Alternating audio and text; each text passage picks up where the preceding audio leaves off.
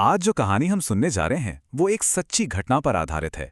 एक ऐसी कहानी जिसकी शुरुआत तो हुई थी ऑनलाइन प्यार से, लेकिन उसका अंजाम इतना खौफनाक था कि कोई सोच भी नहीं सकता।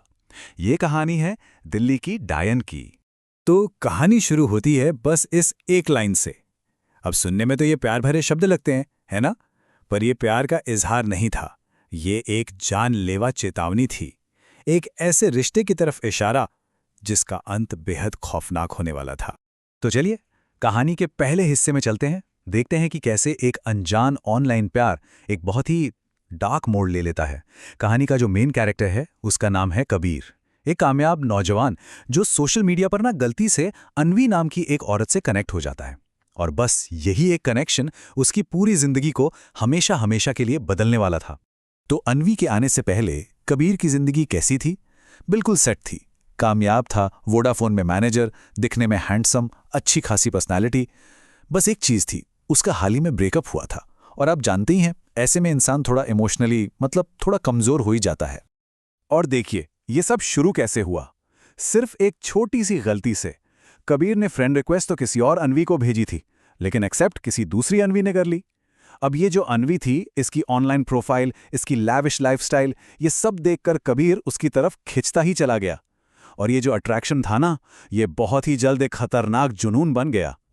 और इस जुनून का असर उसकी असल जिंदगी पर बहुत जल्दी दिखने लगा। कबीर ने अपने काम धाम पर ध्यान देना ही छोड़ दिया।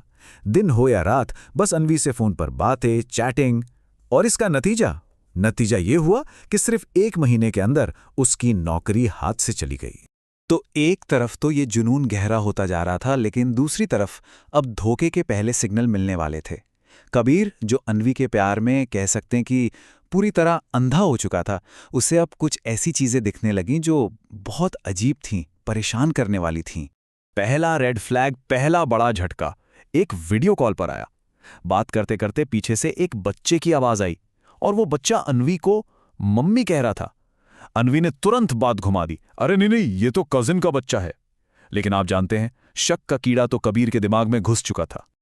और अब आता है कहानी में सबसे बड़ा ट्विस्ट।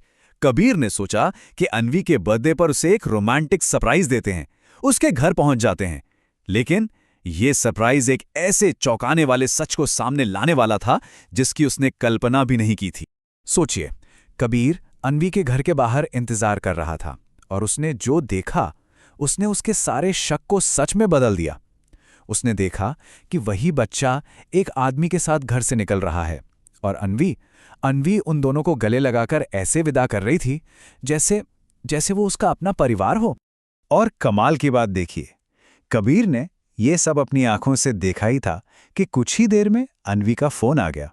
और उसने कितनी सफाई से झूठ बोला, अरे मैं तो बस नहा रही थी। बस धोखा अब शीशे की तरह साफ था। जो थोड़ा बहुत शक बचा था वो भी कुछ दिनों बाद दूर हो गया। कबीर ने अन्वी को फोन किया तो फोन किसी आदमी ने उठाया, और पता है उसने क्या कहा? उसने कहा, मैं अन्वी का पति बोल रहा हूं। बस ये सुनते ही कबीर के तो पैरों तले जमीन ही खिसक गई। उसने उसी पल, उसी वक्त ये रिश्ता तोड़ दिया। कबीर को लगा चलो बुरा सपना खत्म हुआ, कहानी खत्म। लेकिन कहानी खत्म नहीं हुई थी। असल में असली खौफनाक कहानी तो अब शुरू होने वाली थी। अन्वी उसे इतनी आसानी से अपनी जिंदगी से जाने नहीं देने वाली थी। अन्वी ने अब इमोशनल ब्लैकमेलिंग का खेल शुरू किया। उसने कबीर को फोन किया और सीधी धमकी दी, अगर तुमने फोन नहीं उठाया तो मैं छत से कूद जाऊंगी। अब कबीर, जो पहले से ही टूटा हुआ था और डरावा भी, वो उसके इस जाल में एक बार फिर से फंस गया। तो अन्वी ने रिक्वेस्ट की कि बस एक आखिरी बार मिल लो। और वो जब आई तो अपने साथ कबीर का फेवरेट खाना बटर चिकन और खीर बनाकर लाई थी। उसने बड़े प्यार से जिद करके कबीर को सब कुछ खिलाया, खुद एक दाना भी नहीं खाया। कबीर को जरा भी अंदाजा नहीं था कि ये खाना प्यार नहीं बल्कि एक जानलेवा जाल था।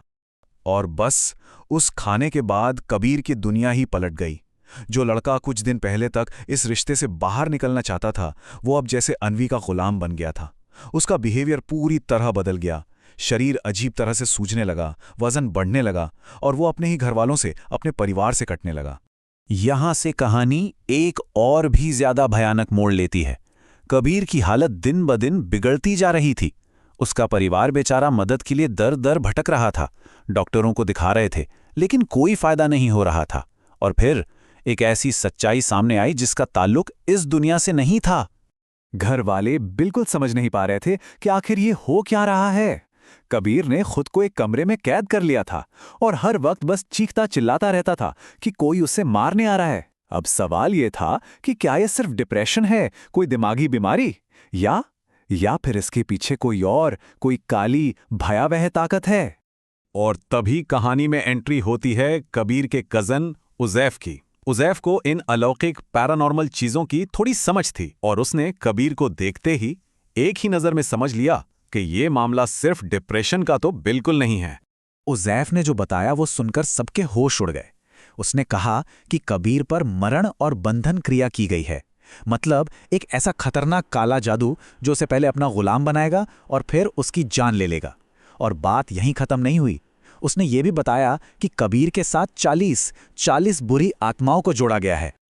और सबसे डरावनी बात तो ये थी, उज़ैफ ने बताया कि कबीर के पास जीने के लिए सिर्फ 10 दिन बचे हैं। सिर्फ 10 दिन। अगर इन 10 दिनों में ये जादू नहीं तोड़ा गया तो उसे कोई नहीं बचा पाएगा। और बस यहीं से कबीर को बचाने की एक जानलेवा जंग शुरू हो गई। उज़ैफ ने रात के अंधेरे में कब्रिस्तान में अपनी रस्में शुरू की, लेकिन वो शैतानी ताकतें भी लड़ने के लिए पूरी तरह तैयार थीं। एक रात तो हद ही हो गई। एक आत्मा ने खुद उज़ैफ के शरीर पर कब्जा कर लिया और कबीर पर हमला बोल दिया। ये कोई 1-2 दिन की लड़ाई नहीं थी, ये खौफनाक जंग पूरे 1 महीने तक चली। खैर, जैसे तैसे करके कबीर की जान तो बच गई, लेकिन अब सवाल ये था कि आखिर ये अनवी थी कौन? कहानी का अंत हमें दिल्ली की उस डायन के असली सच से रूबरू कराता है और साथ ही देता है एक बहुत बड़ी चेतावनी। असल में अनवी सिर्फ एक धोखेबाज शादीशुदा औरत नहीं थी, वो एक डायन थी। एक ऐसी औरत जो काले जादू का इस्तेमाल करती थी। उसका काम ही यही था, जवान लड़कों को अपने जाल में फंसाना, अपनी हवस पूरी करना और फिर उन्हें बर्बाद करने के लिए उन पर ऐसा ही जानलेवा जादू कर देना। और कबीर उसका पहला शिकार नहीं था। कबीर की ये कहानी सुनने में भले ही किसी हॉरर फिल्म जैसी लगे, लेकिन ये असलियत है। ये कहानी हमें आज की ऑनलाइन दुनिया के एक बहुत बड़े अनदेखे खतरे के बारे में बताती है और जाते जाते एक सवाल पीछे छोड़ जाती है, जिसके बारे में हम सबको सोचना चाहिए कि जब हम किसी से ऑनलाइन मिलते हैं तो क्या हम सच में जानते हैं कि स्क्रीन के उस पार बैठा इंसान आखिर है कौन?